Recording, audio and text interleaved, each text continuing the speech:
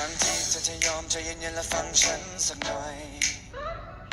บางวันที่ไม่เจอทำให้เธอต้องเงียบเหงาบ่อยๆไม่จริงไม่เลยยังไม่เคยจะไปหาใครๆที่อย่าไปคิดอะไรก็อยากให้รู้เอาไว้ก่อนนั้นเธอจะทำอะไรเธอใจถึงสบายตอนนี้เธอจะทำอะไรฉันใจหายตลอดไม่ดูไม่แลและไม่แค่ใจฉันยังไงก็เธอไม่คิดอะไรแต่ฉันคิดได้ไหมแต่เครื่องมันแฮงไม่อย่างนั้นก็เน็ตขาดเฟซมันลงก็ไลน์รู้อย่าคิดมากอยากสื่อสารไม่ต้องพึ่งนกพิราบแค่คิดถึงทำแค่นั้นฉันก็ทราบจะไปอยู่ตรงหน้าจะไปหาแน่แน่เธอจะอยู่ที่ไหนจะเปิดไซเรนไปหาเธอแน่แค่คิดถึงฉันเอาไว้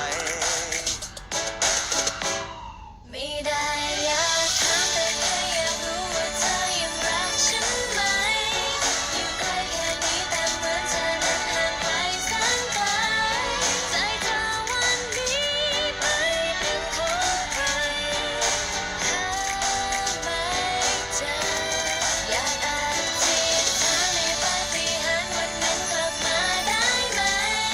มีเธอมีฉันไม่ว่าเรานั้นจะอยู่ที่ใดแค่หลับตาลง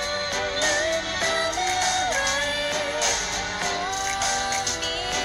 เธอช่วยดูแลกัน